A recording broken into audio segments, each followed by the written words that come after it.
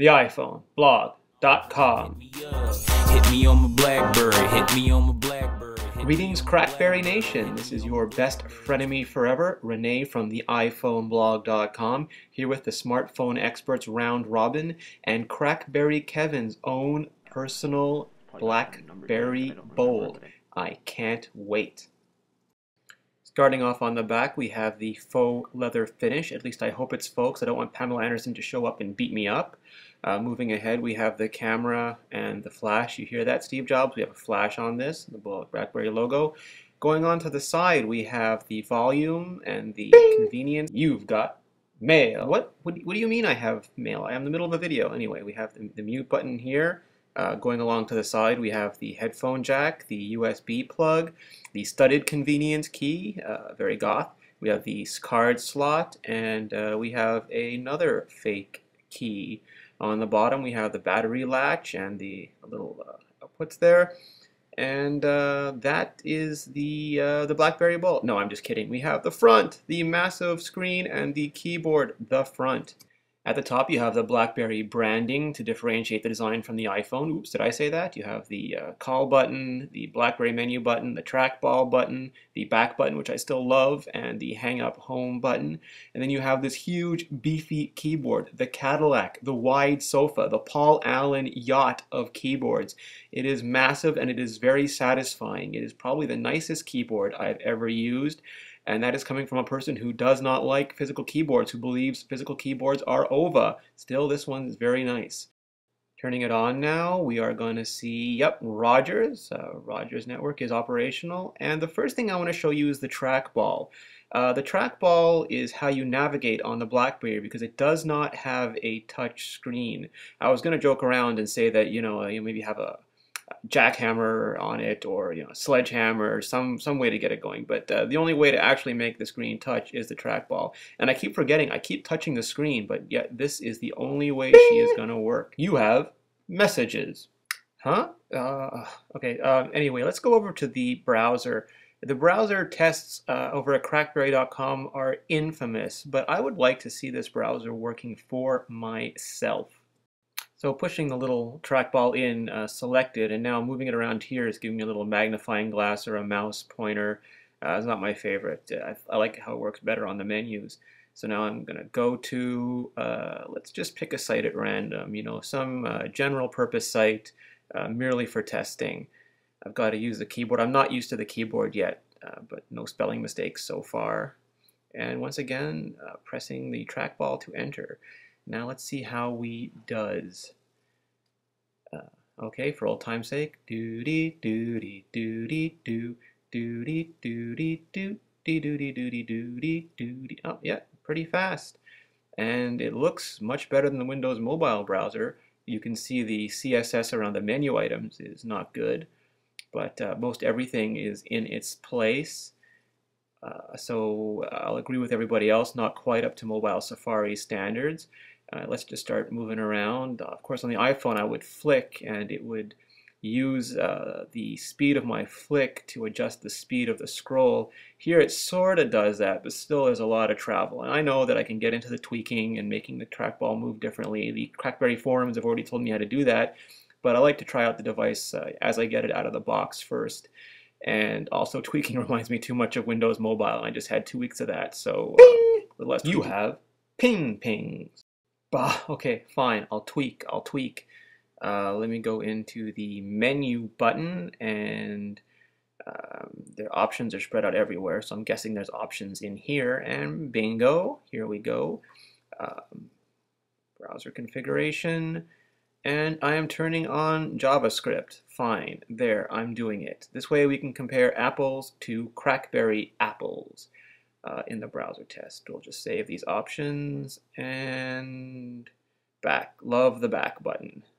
Wish they had a back button on the iPhone. Maybe the volume toggle could be a back button. Type it in. No, I don't have to type it in again. Let's just scroll to, let me go. Okay, there we go. Go back to the iPhone blog and doody doody doody doo doody doody doo doody doody doody doody doody. Here we go. Still the CSS is messed up for the menu. We got to get that fixed, Rim. And we still don't get the animated Ajax slide transitions on the topper and the sidebar, which mobile Safari does render. So even without the multi-touch and the pinch zoom and all those other nice things, this is still no mobile Safari. But then what is? Anyway, the BlackBerry's claim to fame is not browsing its mail, so let's just slide on over to the messages. Let's go. Press the trackball, that's right, and here we are. We are in the messages. A lot of RIM messages. Oops, production glitch. A lot of RIM messages. Let's take a look. So, you know, nice. They're nice, easy to read. They're pretty easy to reply to. I can just hit the menu button and can't reply to this. All right, let's try the next one. Where is the next one? Next item. It's really easy to move around the messages. You don't have to, you know, back your way all the way out. Although if you did, you have the back button. So hold on. Next item. And maybe this one will let me, here we go, reply to. So I can reply to, and I can start using the keyboard. And it took me a little while to get used to the keyboard. I was making a lot of mistakes, sort of like that one, in typing out. It does do some autocorrection. Not anywhere near as much as the iPhone. I guess when you get good at it, you don't need as much autocorrection, but I do. I am not very good at spelling. Or rather, I am too good, and I think of multiple ways of spelling words that the dictionary insists on only spelling one way. But, you know, even with just a couple hours of practice, it is getting much easier. I do find it kind of straining on my forearms to the degree that I think Bruce Lee could have used this as a good training method. But, for me, I have to take frequent breaks or I develop the dreaded BlackBerry claw, which some of you may know from the Storm podcast. But there we have it, completely mangled, but I will continue trying to improve, and I will not embarrass the iPhone faithful with this performance. So rather than send this, I am going to get out of here. Now, you have to close applications. I learned the hard way that sort of like Windows Mobile, the onus is on you to do a little bit of task management, which I don't like. I don't like having to manage memory and tasks on a mobile device. What I do like to do, however, is to play games. And this, unlike the iPhone, it does come with some built-in games. Of course, the iPhone has free games in the App Store, but let's take a look at one of the built-in games, what puts the best BlackBerry foot forward. And this is Brick Breaker, the infamous Brick Breaker. Laundry. Laundry? It's so totally random. Back to the options. Anyway, so it isn't quite up to the iPhone gaming experience. It doesn't have the OpenGL support and the hardware acceleration, and it's probably not taken as seriously yet as the iPhone gaming community is. But as time wasters go, this, I guess, can waste some time. Both in real life and on the video. So cool, level 2 out of 34. I'll just back out of this.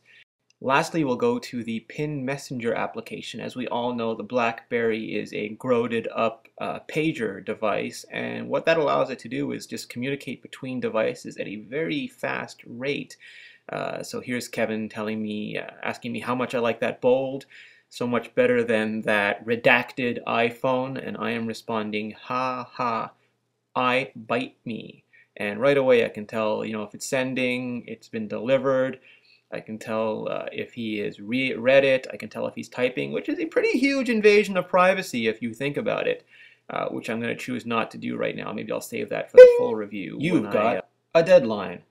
Ah, shoot, Dieter Ping. Okay, that one I've got to answer. So I'm going to remind everybody to go to smartphoneroundrobin.com. That's for you, Kevin, where you can see all the latest updates and enter to win an iPhone 3G or a BlackBerry Bold. This has been your BFF, your best frenemy forever, and I'll be back in a couple days with my full final review. Until then, you can hit me on my BlackBerry. See ya! For the iPhone blog, top 10.